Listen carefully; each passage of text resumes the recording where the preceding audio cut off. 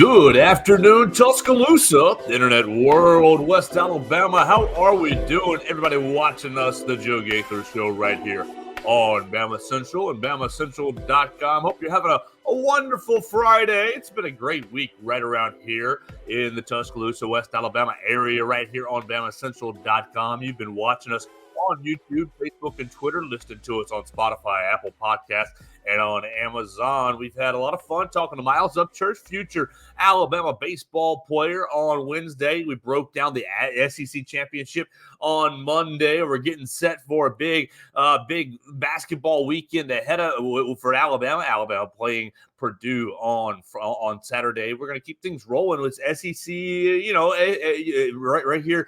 It's going to be Heisman Trophy finalist. The Heisman Trophy is going to be awarded on Saturday, so we're going to talk about that a little bit today. We're going to talk the transfer portal opened up a little bit on Monday, and Alabama's seen a little bit of activity despite making the college football playoffs. So we're going to have a lot of fun talking about all kinds of things Alabama-related, college football-related, sports-related. We're going to do that with Jalen Prince. Jalen Prince, independent sports media man, where you can hear him on Two Dudes with Sports News on a podcast. You've heard him on Tide 100.9 for the last 2.5 years, doing all kinds of things right here in Tuscaloosa. He's got all kinds of high school coverage as well. Follow him on the Twitter machine at ThePrinceBoy52. Jalen, what's good, man? Thanks so much for hanging out with me today. Hope your Friday is going well. Yeah, it's going well. I just got off of work and off my workout, so just pulling up to the house. But everything's been going good. It's definitely a good time to be in Tuscaloosa, and it's a really good time to be a Bama fan. Absolutely. You got your workout on, you got your pump, so you're feeling ready to talk some sports now that you got all the anxiety and energy and, the strength has now been worked out of you. Yeah, I'm always ready. Even when I'm tired, when I'm sick, when I ain't well, when I'm happy and I'm sad, I'm always gonna be ready to talk sports. That's never gonna be a debate. I stay ready, so you never have to get ready. Well, I've seen you all throughout the high school season on high school sidelines, covering high school sports around the area. Why don't we start with tonight's game? Tonight in Bryant-Denny Stadium, Saraland and Clay Chalkville will compete for the 6A State Championship. It's the last state championship of the weekend. The AHSAA has been partying in Bryant-Denny Stadium all week long. We saw Gulf Shores win a state championship last night. We saw Thompson lose to Clay Chalkville. 2 Alabama commits with Clay Chalkville on Wednesday night. But we're going to watch a pretty fun game tonight. I don't know if you'll be there. I'm going to try to get in there. I'm kind of 50-50 on whether I'll be there tonight. We've got Ryan Williams on Saraland, future Alabama wide receiver, class of 2025, is taking on Jalen Mbakwe and Clay Chalkville. Yeah, I said the wrong thing. It was Central Phoenix City beating Thompson, not Clay Chalkville. Excuse me. Isaiah Fega and Red Morgan of Central Phoenix City on Wednesday night beating Thompson. So tonight is Saraland and Clay Chalkville with Jalen Mbakwe.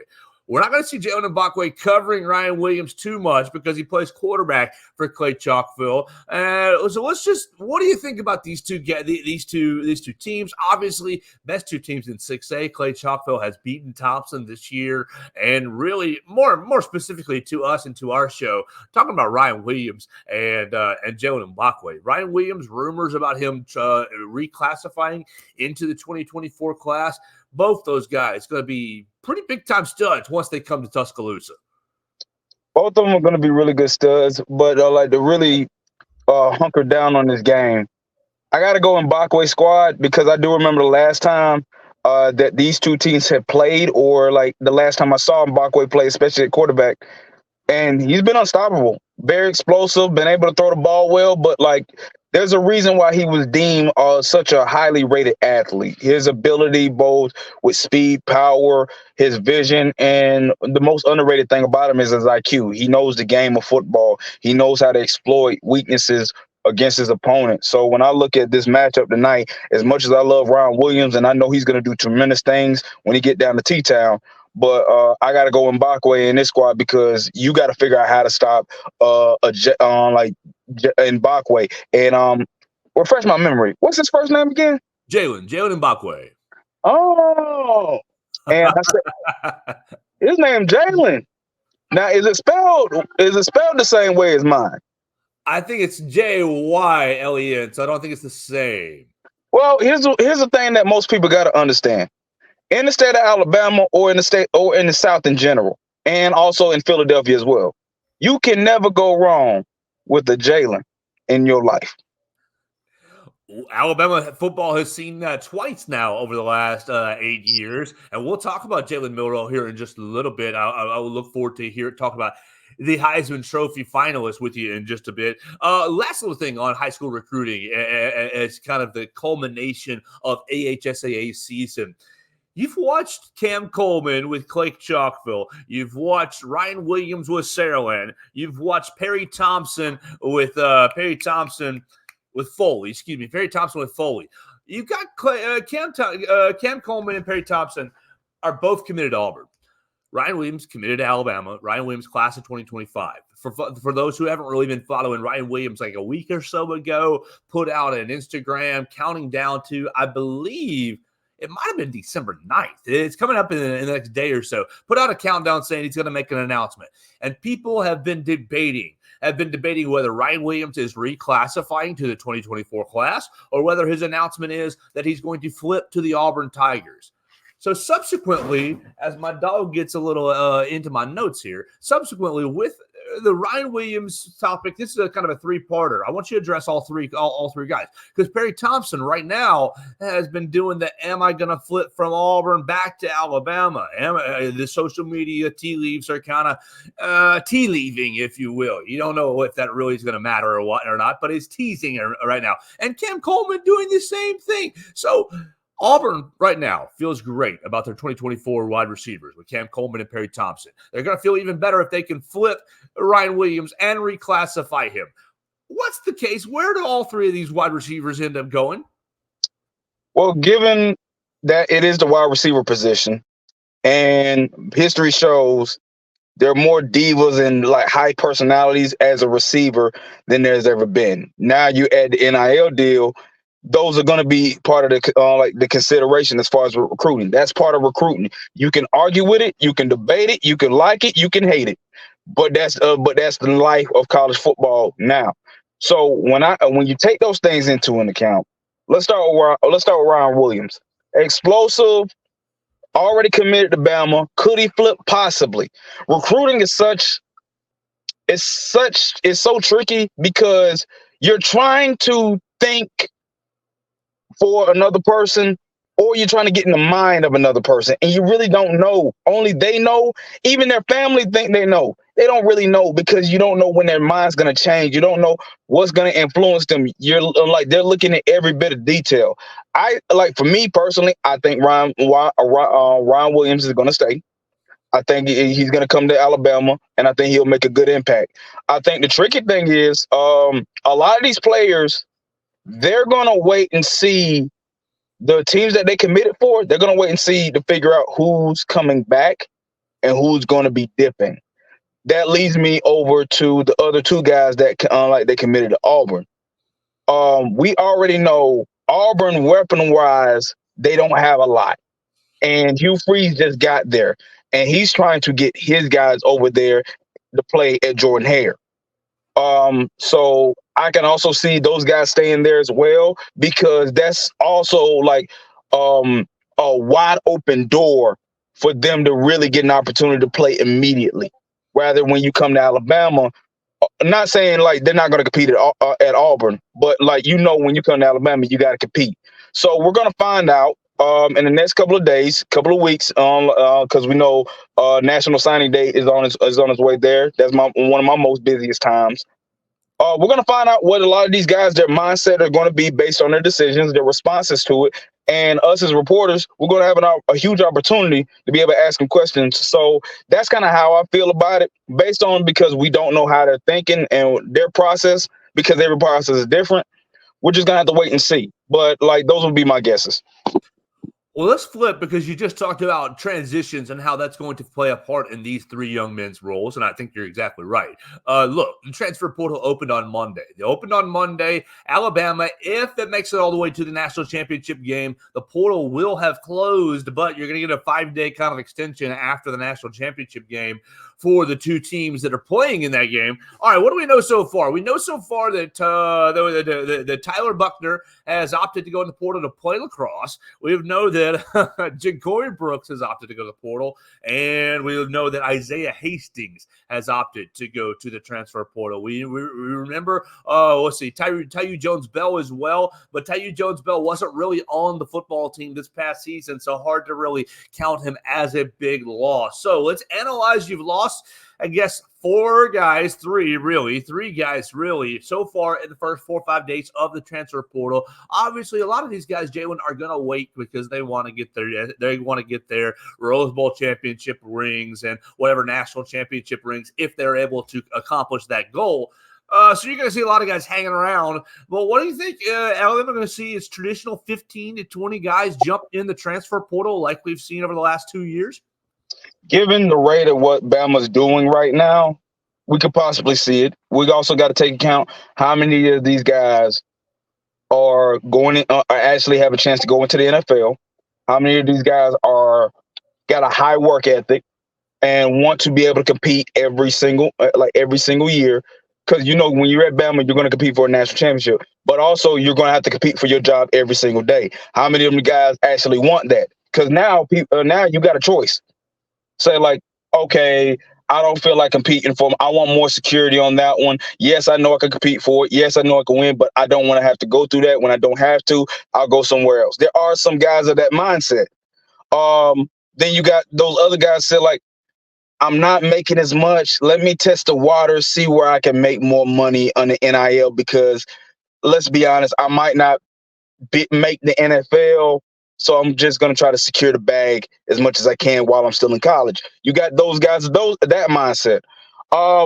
Let me touch on the 4 guys. First, I'm going to start with Ja'Cory. It was bittersweet, and I've gotten to know Ja'Cory for as much time as I met him in person. I hate to see him go, but I completely understood. Injuries happen. We don't know the full details of it, but injuries do play a part. Because last 2 years, shoulder injury really hampered him, right? It knocked him out of the depth chart. Yeah, it knocked him out of the depth chart because we saw him early in the season, and then it started to fade down, and when the injury started piling up. But because we saw the emergence of Jermaine Burton taking over being wide receiver 1, Isaiah Bond, he's kept making plays. We kept seeing just other guys step up. Kobe Prentice, he was stepping up big. Amari Knoblack, CJ Dupree, Robbie Oots. The list just kept getting better. Heck, even Jalen Hale, and he was the one that scored a touchdown pass against Ole Miss. So when you take those things into factor, and you already know it's an unfair situation, injuries play a part in the game, and there's always going to be somebody competing for your job. And once you come back, you got to earn it back. So we kind of understood that. But when you look at Ja'Cory and the rate of his progress and where he was supposed to be, coming out as a 5-4-star guy, one of the best wide receivers in this class, coming alongside Ajayi Hall, JoJo Earl, Christian Leary, that was supposed to be the next group. And to see them all guys not on the team anymore, it hurts. It's sad. It's disappointing, but it's also life. And things like that happen. So I wish Ja'Cory nothing but the best. I'm gonna miss him. I really wish it would have worked out the way it was supposed to, the way everybody had hoped. But he's making a business decision, and I wish him well. Hastings, we're just deep at D-line. We never knew you. We didn't know. Now, I'm sure he's talented. You get recruited by Bama, you got to have talent. So that's another guy making a business decision. With Tyu Jones-Bell, you're already in a stacked receiving core. And if a lot of Bama fans pay attention, during 8A, he splashed a little bit. He showed some signs of what he could be, but just not enough to where we didn't see enough of him, or coaches didn't see enough of him in practice where he could get that playing time, that real opportunity during the game. So, again, another guy making a business decision. Buckner, this one might not be as nice because we saw what happened in South Florida. Dude couldn't throw. He just couldn't throw. And it was bad. So Bama fans, a lot of them, we already gave up on them, and we wish him the best in life. But I'm a quote Primetime back when he was on NFL Network. Ain't nobody care.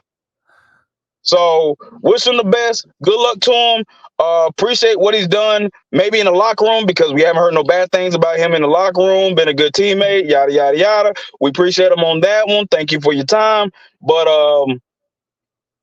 deuces to Tyler Buckner. All right, talking about the rest of this roster? Who are some of these guys that you think, Alabama needs to make sure they don't lose X or Y or Z? I mean, most of the focus is on the quarterbacks. Alabama needs to make sure they keep Ty Simpson. Alabama needs to make sure they keep Dylan Lonergan or Eli Holstein. Anybody can make any sort of decision that they want to in the next 4 weeks, and you've got a lot of time. And as you've already alluded to, we're just guessing what these young men are thinking or feeling, and really the circumstances that they're dealing with.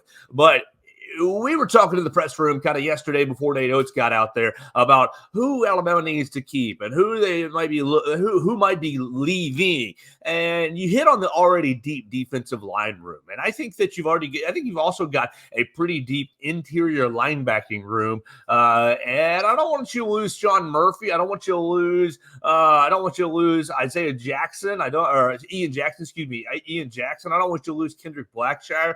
You've got a lot of, obviously, if you come to Alabama, Jalen, you're not an idiot. If you come to Alabama, you're talented. You've got ability. So you don't want to lose anybody that's got real ability. But from your perspective, what do you think about some guys that, they may not have made heavy contributions in 2023, but you want to make sure they're still on the roster for 2024? I'm gonna talk professional first, then I'm gonna do personal.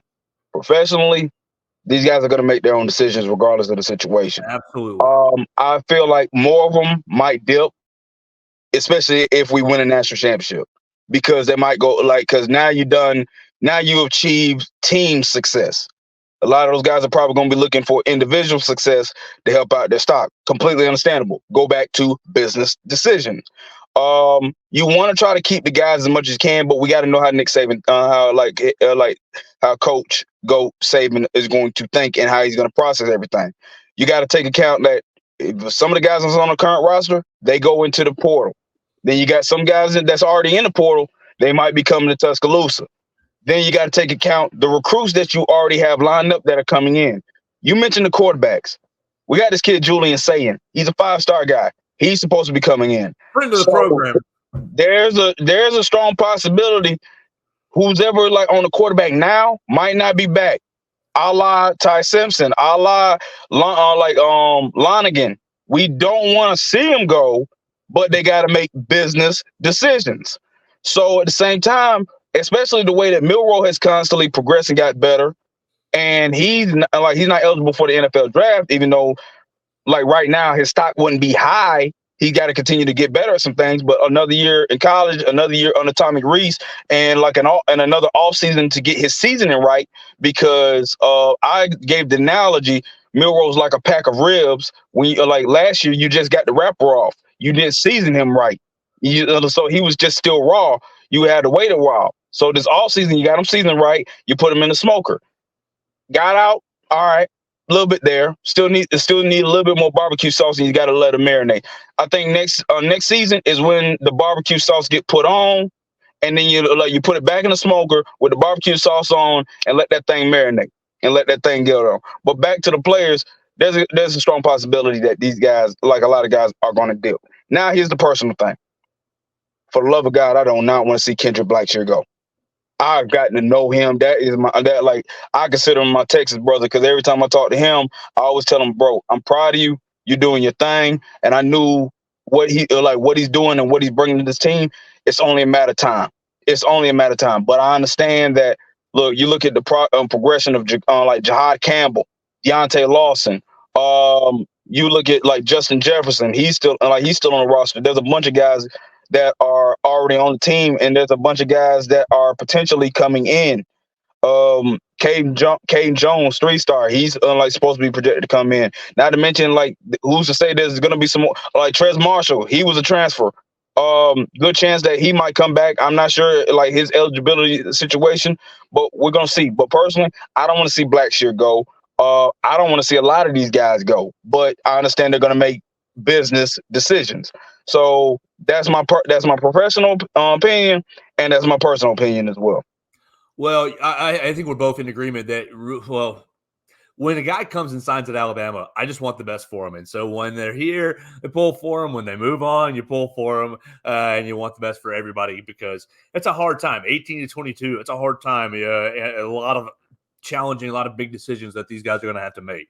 Let's talk about Saturday real quick. Jalen, you already hit on Jalen Milroe just a little bit. We're talking to Jalen Prince. You can follow him at the PrinceBoy52 on Twitter/X. So you're watching us on YouTube, Facebook, and Twitter. You're listening to us on Spotify, Apple Podcasts, and on Amazon. You need to check out Jalen's podcast, Two Dudes with Sports News, on the same podcast platforms. Look, tomorrow is the Heisman Trophy ceremony. And we watched And the Army and Navy game. And Army Navy. Yes, you're right. You're right. And Army Navy. Tomorrow's Heisman Trophy ceremony. You got Jaden Daniels. You got Jaden Daniels. You got Bo Nix. You got Marvin Harrison Jr. and Michael Penix as your finalists. A lot of people in this area were hoping or thinking that maybe Jalen Milroe could be a dark horse Heisman Trophy candidate. I mean, 6 touchdowns against Kentucky. You have 4th and 31. You have a great performance against LSU. Kind of an underwhelming performance in the SEC championship game, but still 2 touchdowns, almost 200 yards passing against Georgia. Basically bounced back from the Texas USF 2 weeks of turmoil into being a pretty damn good quarterback. Let me get your thoughts on the Jalen Milroe Heisman Trophy snub. If you want to call it a snub, you can disagree with that or not. And, I'm voting for Jaden Daniels. Who are you voting for, and who actually wins it on Saturday? The guy that I would vote for is the guy that's going to win it, and that's Jaden Daniels. You look at the year that he's had. He had a 600-yard game against the Gators. I know it's Florida. We understand that. But 600 yards total nonetheless. He showed up in almost every game. He's had some losses. But given that the Heisman Trophy is an individual award, none of those losses were really on him. A lot of them wasn't for the lack of him. He just didn't have a defense this year. But overall, I think it's going to be him, given some of the memorable performances that he's had. So I think it's going to be Daniels. Milroe's point of making the Heisman. Personally, I felt like he should have got invited. We knew he wasn't going to win it, but he should have got invited. But they got to take 4 guys, and those have been the 4 most consistent guys in Daniels, Harrison Jr., Penix Jr., and Nix. If you could have had 5 or more, I think Milroe would have been the 5th guy that you would have brought in, based off of what he's done since the South Florida game, and also the moments and the clutch moments that he's had since we ran the table in the rest of the regular season.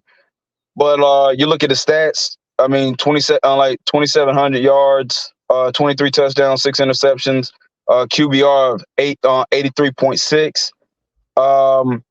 He's been a much improved, by far the most improved guy on this Bama team. And a lot of people, again, he even mentioned this, a lot of people did not believe in him, but he never stopped believing in himself. His supporting cast never stopped believing in himself. So the story of it, statistic-wise, won't get him there. But the story and the moments and the narrative, it could get him there. And it should have got him there, but it is what it is. You're going to go based off the start of the season. You can't knock the decisions that you already made. I think he's going to be a favorite going into next season because his story is still going to follow him going into next season. So I'm excited about it. But again, I got Daniels winning tomorrow night. Yeah, it's going to be interesting. I don't know how many Alabama fans will be paying attention to it without any Alabama representation. I'm with you. I think that Jaden Daniels should win it, but I think that they're going to give it to Michael Penix. I think they're going to go the easy route, undefeated quarterback on a dynamic quarterback on an undefeated team in the playoffs. And Penix is fine. He's had a good year. I mean, he's had a real good year. But goodness gracious, for all the things that you already outlined about Jaden Daniels was frankly unstoppable from a quarterback position. And yes, a lot of it was due to having great skill position players around him and utilizing them nicely. But look, if Daniels doesn't get knocked out of that of the Alabama game, and people can debate that or not all they want, but if he stays in the Alabama game, we are in a game all the way to the last possession of that ball game. Nah, I think we still beat him by 10 because remember before he got hurt, he did throw that pick. Yeah, he threw the pick. They were down 14 at that point, right? They were already down 14. I think they would have kept cutting it to the one score, much like the 19 LSU Alabama game, where Alabama kept cutting it to one score, but could never get over the top. I think it would kind of been the same way, but flip-flopped. Alabama, he would have kept cutting it to one score, Milroe answer, and you might have caught it on the 10-point wherever the clock lined up. But I do think you would have had a more dramatic last 9-10 minutes or so. So Daniels, I hope he wins. I don't think he will. I think they're going to give it to Michael Penix. Let's move into your thoughts from last week. Alabama upsets Georgia. We're going to do three things. We're going to go Alabama over Georgia. We're going to go college football playoff thoughts, and then we'll round it out with Alabama and Purdue tomorrow up there in Canada. How about that? So Alabama beats Georgia in Mercedes-Benz Stadium over there in Atlanta to stay undefeated in Mercedes-Benz Stadium. What do you think? I mean, a lot of my friends were at least, Alabama has no chance. Alabama stinks. Alabama needed a miracle against Auburn. Blah, blah, blah, blah, blah. And then obviously it would give me great personal satisfaction to watch that game on Saturday and see it unfold. What did you make of the Crimson Tide's basically return to the top of the SEC? Not surprised because we're Alabama. It's as simple as that. Understand this. I give Georgia a ton of credit. I'm from Georgia. I'm from Meta, Georgia, 912 area code, hour away from Savannah. I'm deep in dog country. Well, Georgia Southern land, but it's still dogs country nonetheless. I'm deep in there. I've told a bunch of people that are big Georgia fans, we're going to beat you. It's as simple as that. Because we got the GOAT.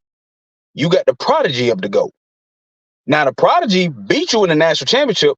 The only thing about it, 2 guys were missing that killed you the last time we faced you when we were fully healthy. But we still give him the championship nonetheless.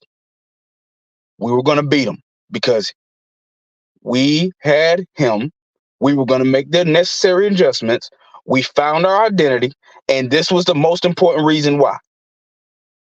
We got Kevin Steele, not Pete Golden. And that's no slight shot or disrespect to Pete Golden because I think he's an exceptional coach, a tremendous recruiter. But Kevin Steele has been tremendous with this defense this season over what Pete Golden did for us last season. And that is fact. When I look at the way we adjusted, when I look at the way that we play, we follow our identity. Jalen Hurts, he wasn't spectacular, but he was tremendous because he got the job done and he didn't make the mistake.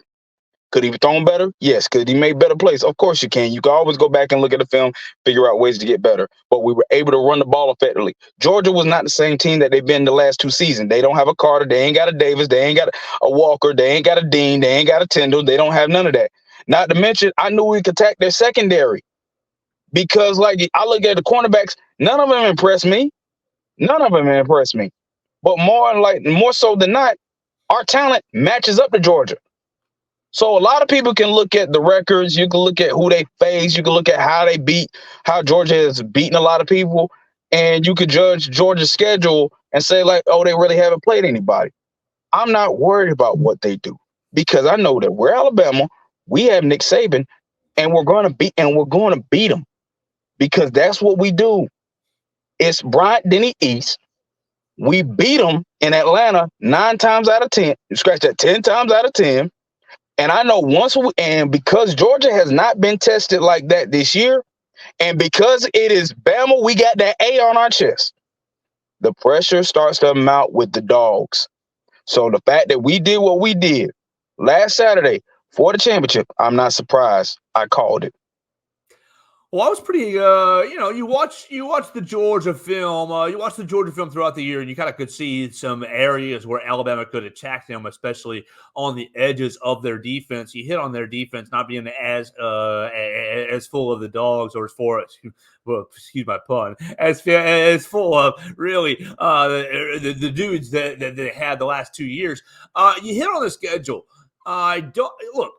Georgia, when you went back through their tape and you went back through the game, you can do that right there on BamaCentral.com. Look at 22 things I noticed in Alabama's 27-24 victory, sitting right there on BamaCentral.com. I spent a lot of time writing that up. Georgia really was not very creative. Offensively, and really kind of didn't really have a whole lot of answers defensively. And really, people thought, oh, Joe, if y'all play that game again, you're going to lose.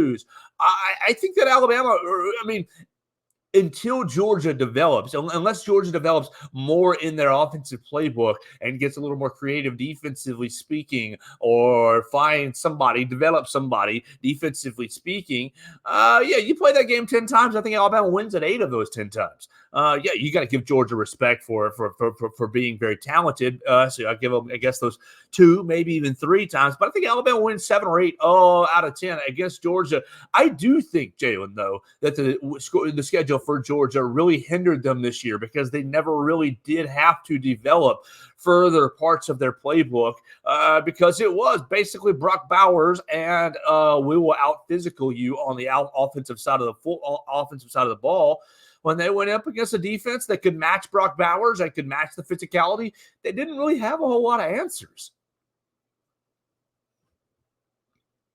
They didn't have a lot of answers, and they kind of did at the same time, because they were still able to cut it to 3. They did it when they found their stride a little bit late. The thing that really I took away was we were dominant at the trenches. Let's go back to the beginning of the season. The offense, I'm going to start with the offensive line. So the offensive line started with Caden Proctor, Booker, McLaughlin, Dalcourt, Latham. It was going to take time for the chemistry to start. Then you had injuries with Booker going back and forth. So you either have Booker, you have Ferguson. Then Seth was staying at center, but he had snap issues with Milroe. Then you had the right guard situation, we wasn't getting a whole lot of push. Then you inserted Jaden Roberts, and then Booker got healthy, and Caden Proctor. And I credit the coaching for the development, and also the players on this team, the leaders on this team. Proctor grew up. He's not a freshman anymore, because let's go to that LSU game. He blocked 3 guys, and I talked to him like a couple of days ago. I said, like, did you really block 3 guys? He said he saw him when he pulled. Mind you, he's a left tackle that's 6'6", and he's pulling like that. We saw it in the SEC Championship. They pulled him again. Reese's ability to learn his players, learn his quarterback, and okay, they can do this. I'm gonna put them in positions to do to be able to exploit that, milk that. I'm not going to put them in a position where they're going to fail.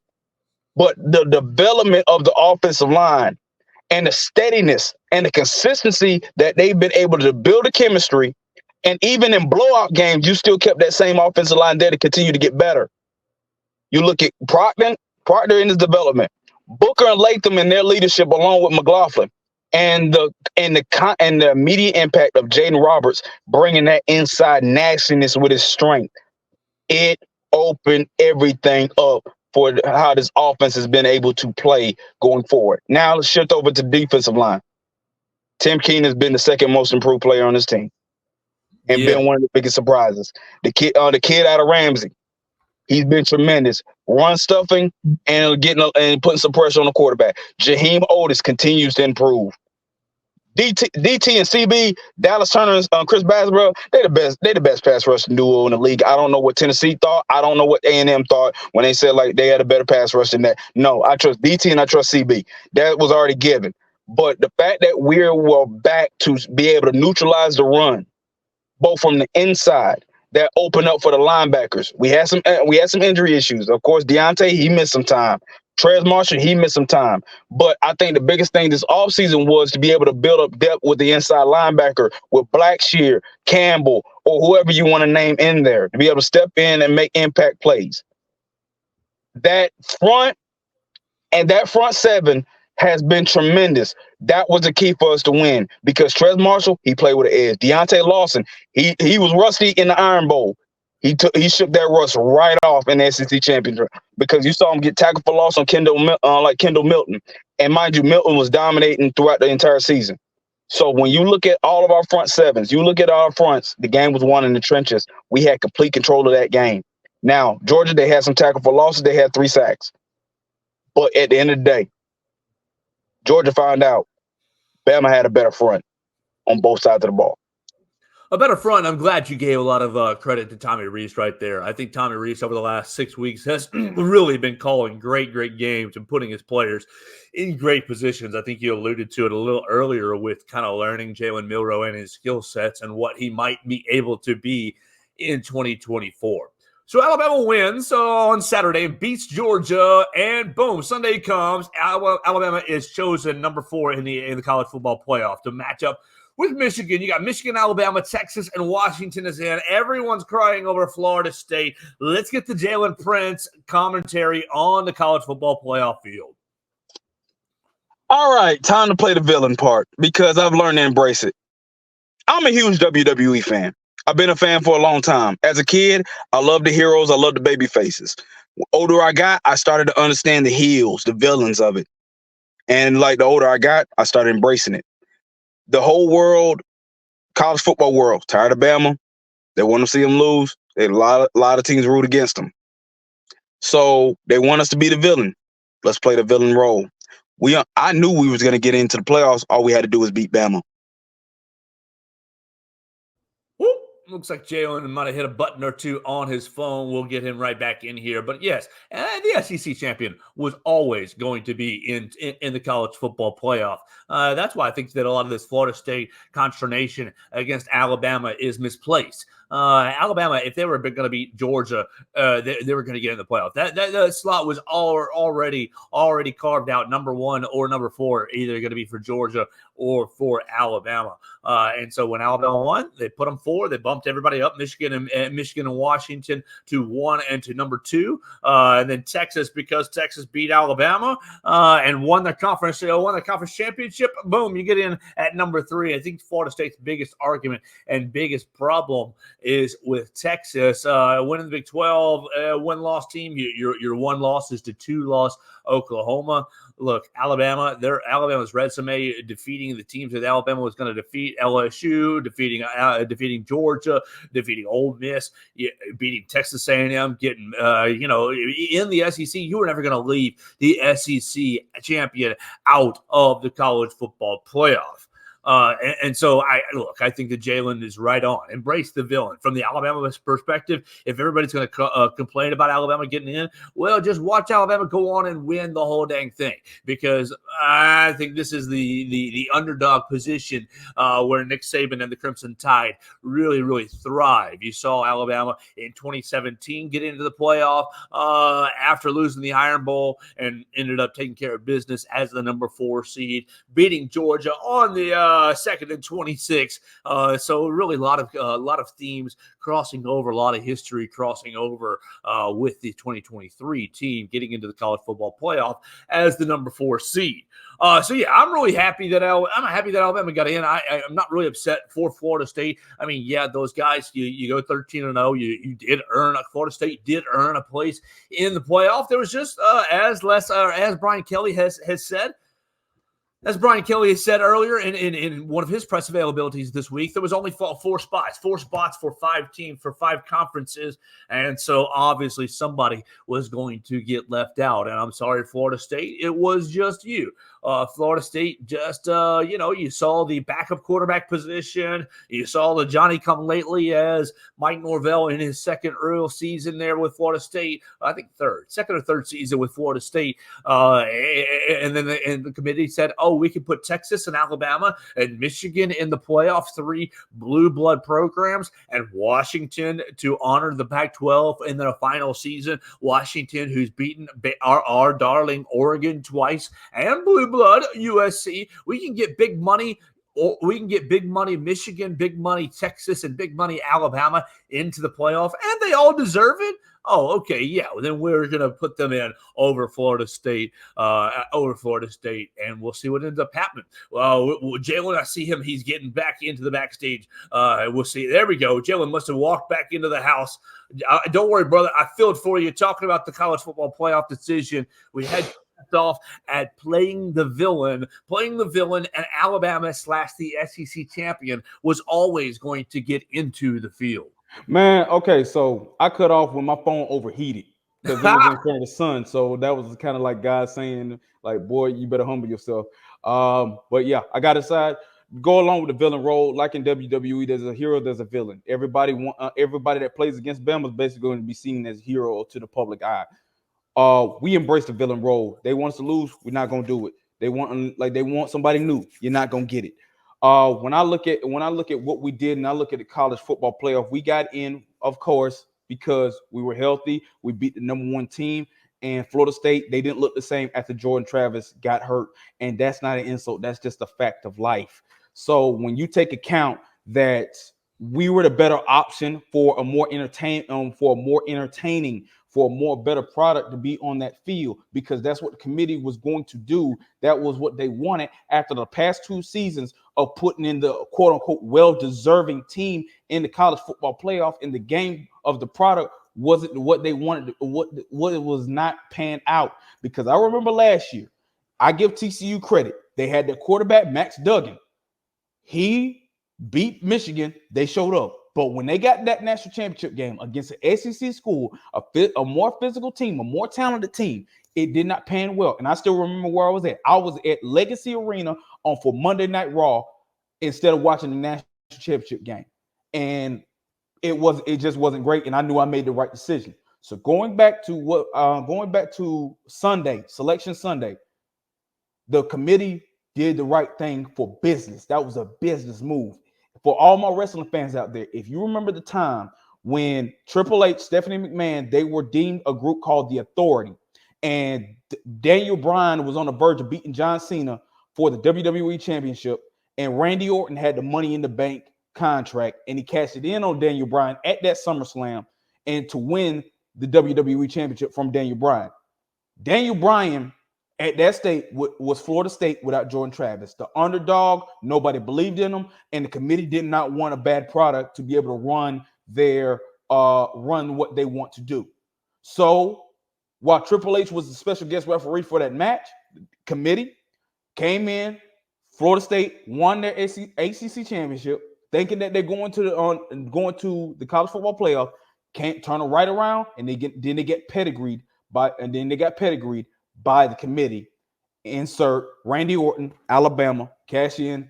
Now we're in the playoffs, and the committee got what they wanted. That's what I was trying to sort of say, is that when you can choose Michigan, Texas, and Alabama, and then you get to honor the Pac-12 in their last season with Washington, who beat Oregon twice and beat USC. You get to choose 3 blue bloods in college football, and you get to choose, a dying conference as well. I think it's a no-brainer decision. Now, is it unfortunate for Florida State? Of course it's unfortunate. But as Brian Kelly put out in his Monday press conference, you only had 4 spots.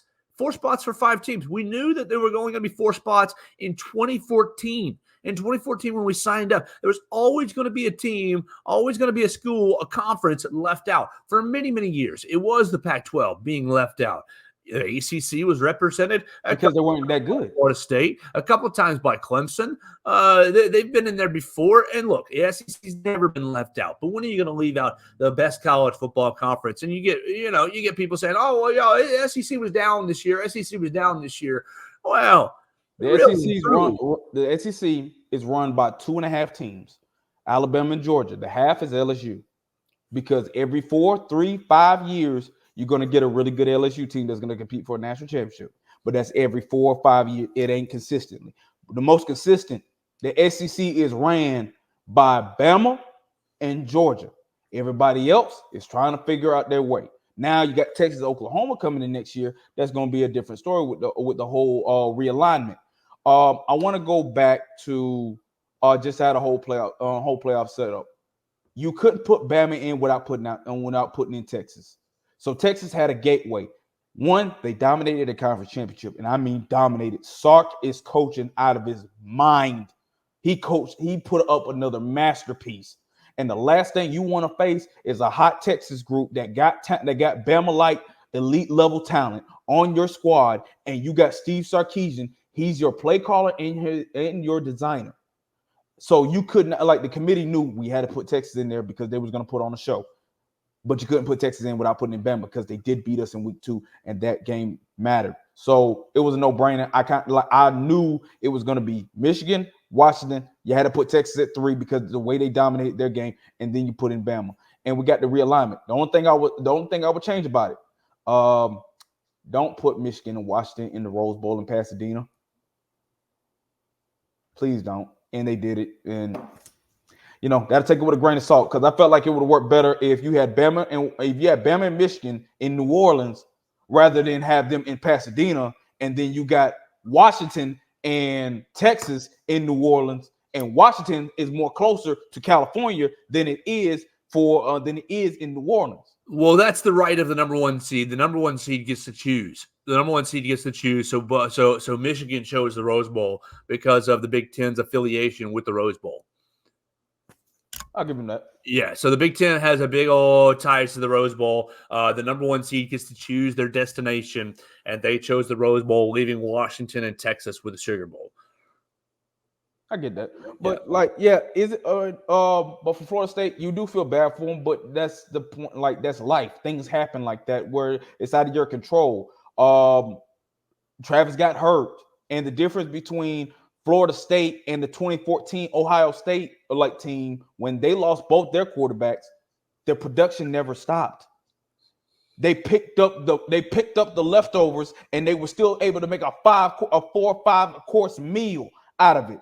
When Florida State lost Travis, the lead chef, it went from being a 5-star restaurant to one of the worst restaurants that you see on a Gordon Ramsay kitchen, like Hell's Kitchen show.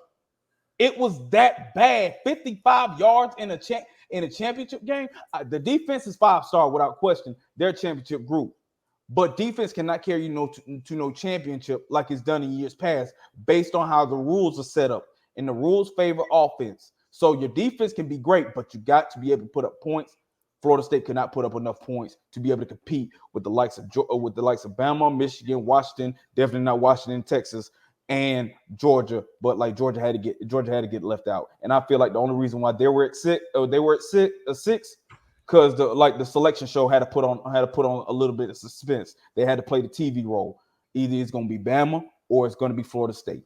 They did it, and it had a tremendous outroar. So the ratings went crazy. The streamers went was going crazy. ESPN did a good job for business. The NCAA did a great job for business. Morality and integrity, throw that out the window, because that's never been the NCAA.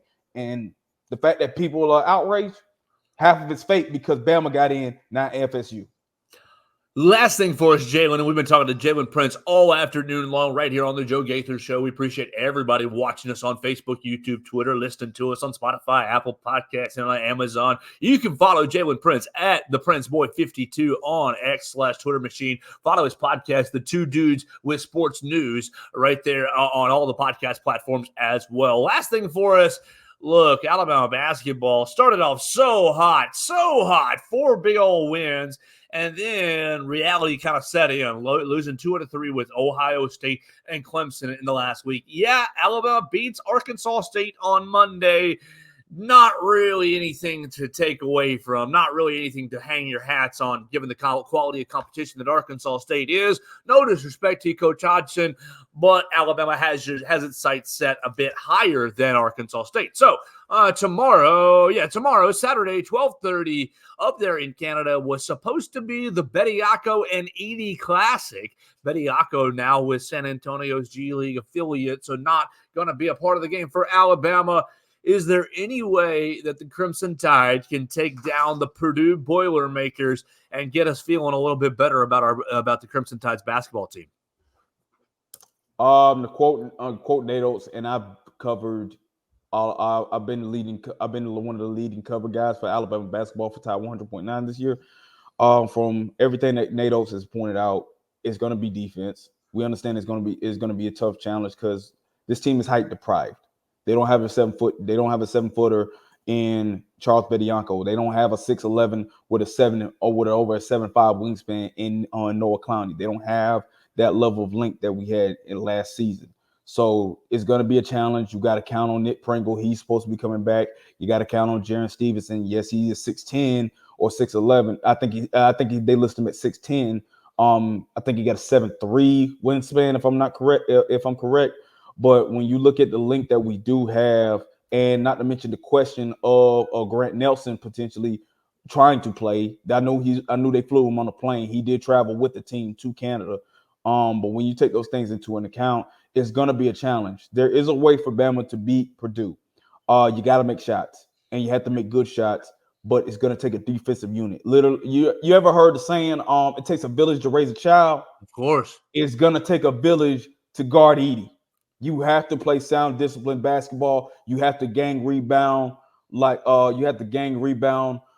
when that ball jumps in the air and you see a big elephant about to go up and get the rebound, you got to be like a pack of lions and hyenas try to jump that elephant and get that food from the elephant. So that's going to be, pun intended, because this one time where Crimson Tide are not going to be the elephants, it's going to be that big dude for the Boilermakers. So they just got to find a way. You got to try to play great defense. Got to have one of your best defensive performances of this game.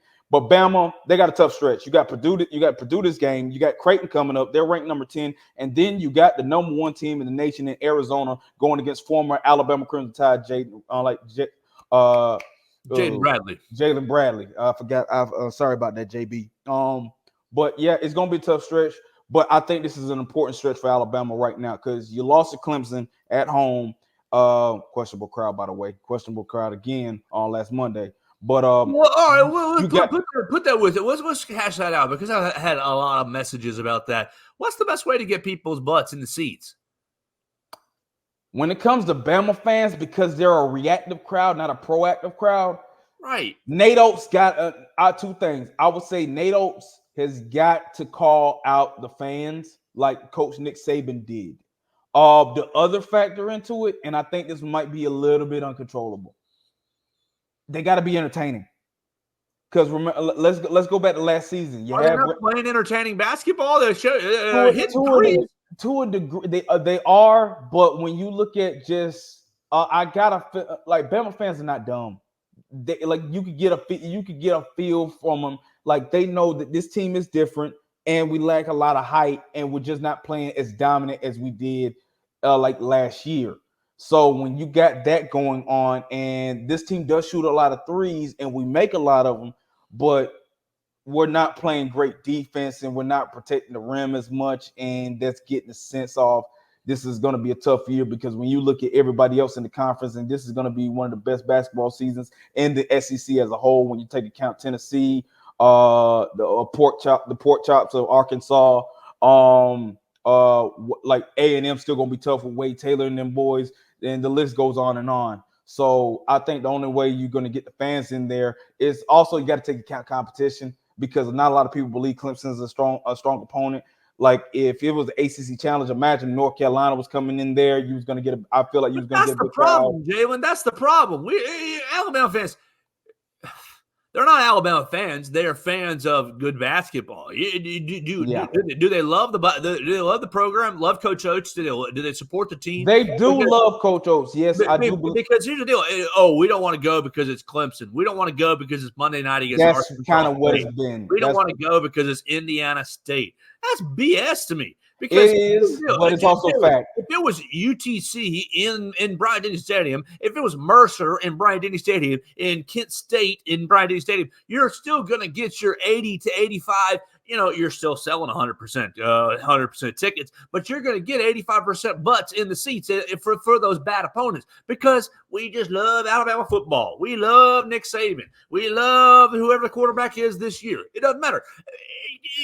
Where is the same level of support for the Alabama basketball program? I know Arkansas State, bad team, but you got former assistant coming into town. It's Monday night where there's nothing going on. You've already celebrated kind of a Gump weekend with a big SEC championship win. You got the tickets were dirt cheap. I know the concessions are out of control in Coleman Coliseum, but the tickets to get in were dirt cheap. So, what is it?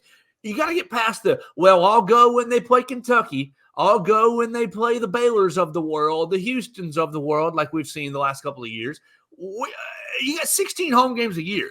You either support the program or not. It's kind of a tough and tricky subject because, I learned a long time ago. This is one of the best sayings that you could ever learn. You can't tell a millionaire and a billionaire how to spend their money. So when you think of kind of all them donors that had those season tickets, you think about all the people that are trying to show that do show up. Even when they show up, they're not really proactive into the game. They're reactive. They're waiting for Bama to be able to do something. Also, there needs to be another conversation about how the student section should be running Coleman, at least until a new arena is built. And jury's still out on that one, but I don't know all the details. But going along with this season, I think the only thing, the one thing that is controllable to be able to get more fans into the games is going to be Coach Nate Oates and and the players to be able to get call them out. The same thing that Coach Nick Saban did at Baumhauer's is going to have to be the same thing that Nate Oates is going to have to do for Bama Nation to be able to get Coleman packed the way it was last year. But the uncontrollable part is going to be team you got to be playing really good basketball at some point, and you got to have those big wins because. Let's go back to last season. Not only did you have Brandon Miller, Noah Clowney, and so much depth, and you were a fun team to watch, you had the big wins. You beat North Carolina. You beat Houston. They were both ranked number 1. You had those big wins, so you had more Bama Nation looking forward to seeing how this team played, even when they packed out games against weak opponents. So why can that not carry over into from year to year to year? Because you get people, you're exactly right. You're exactly right. But you got people in my mention saying, "Oh, it's a Monday night tip at 7:00. It's too late. Oh, it's a Tuesday night tip at 6:00. It's too late. Oh, Wednesday night tip at 6:00. It's too early." They throw tip times out. They throw opponents out. They throw, we don't know if this team's any good. Look, Alabama football. You're still packing out either way, even in the morning game. Number one. And we hate morning games. Right. It's 11 a.m. Alabama fans, plan for the football games. Yeah. It's 11 a.m. game. We're going to adjust our entire life, our entire clock around the 11 a.m. game to be there. And great on them. I don't want to take any butt out of Bryant-Denny Stadium. I know. But why can you not have the same planning for Alabama basketball? Well, it's Monday night at 8 o'clock. I know we usually watch the news at 8 o'clock. And we were on national TV. Right, exactly. Where is the planning for this program for, you're playing on Monday at 7 o'clock in Coleman Coliseum. I know it's the Christmas parade downtown, but we're going to go to the basketball game because that's what we love. Like people say, oh, bad scheduling. People say, oh, bad timing. And then my response is, well, you just don't like basketball. You just don't like Alabama basketball. And that's fine if that's the answer, but make that be the answer. Don't hide behind the excuse of, it's a 7 o'clock tip against Arkansas State. I don't want to go. Just say you don't like the team. Just say you don't like the team. That's fine. You know, people don't like telling the truth. I do. Well, we got to do it professionally, but like, you know, people don't like telling the truth because they want to protect the feelings. I'm about 50-50 with it. If it hurts your feelings, that's your problem, not mine. But like, this is one of the uncontrollable things about it. They want to watch good basketball, and like a lot of these fans are going to speculate what this team is going to be like this season. So it is going to depend on the opponent and the scheduling on that one, because they're going to make those. Like, I thought it was a scheduling against Clemson, because like when people say it was an 8 o'clock game, it's still national TV. Like, you still got to show up for that. And like and that's why I was not against when Jay Williams called it. It's a big time event. ACC, and when Jay Williams called us out like that, I knew something was wrong. So it's gonna be on the team, and I'm still gonna put it on Nate Oates to be able to like call them out and get more, like get fans more into it. And if they're not gonna get into it, I'm hoping, and I was really hoping that AD Greg Byrne will like shift up the student section in Coleman at least for one game. Shift it around for one game, do an experiment on that one time, like just see how it goes. Like, move that student section. It still got those seats, but move them around like the goal, like move behind the basketball goal near the visitor sides. Like, let some of them students get some of that. Let them get some of that and see how we can get, because the environment's got to go. Because I promise you, and I've talked to a lot of people part of the Crimson Chaos. They've been complaining about the seating issues and just the crowd not getting into it consistently for a long time. For ages, yeah, absolutely. Well, Jalen, this has been a blast, man. I really appreciate you hanging out with us for this hour right here on the Friday edition of the Joe Gaither Show. We've talked college football playoff. We've talked Alabama and Georgia SEC championship. We've talked transfer portal. We've talked all kinds of things. Heisman Trophy, Alabama basketball, all kinds of things. I'll leave the last little bit up to you, man. Anything that you want to get off your chest, and tell the people where they can follow you at the Prince Boy 52 on the X/Twitter machine, and Two Dudes with Sports News. Tell everybody all about your work and anything else that you've got on your mind today as we get out of here on a Friday. Two things. First on my podcast, Two Dudes with Sports News. That's with my co-host Garrett Goldman. We do show once a week. You can find us on Spotify or anywhere else that you can get your podcast. We're talking sports. We'll talk food. We'll talk sports politics. That's the only politics you're gonna get from us. We keep it blunt. We keep it nice. We keep it sweet. We keep it blunt. We try not to cuss because my mom is always listening, and I know I'm gonna hear from it. So that's one. The last thing I want to get off my chest is this: with the expansion coming in, the college football playoffs next year, and right now the college football world is at an uproar saying the regular season don't matter. I don't necessarily believe that's true. Yeah. Here's what I hope for. This is my idea. This is what I hope going into next year. This is going to be a little bit like the March Madness in the NCAA tournament. You know how like teams, college basketball teams, try to schedule really good teams to help out the strength of schedule, and you want to be able to beat solid good teams to help out your resume to get into March Madness. I'm hoping that this helps out for the P5 and the G5.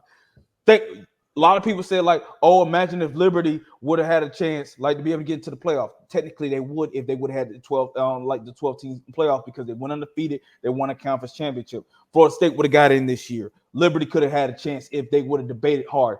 Here's what I know. Here's what I feel.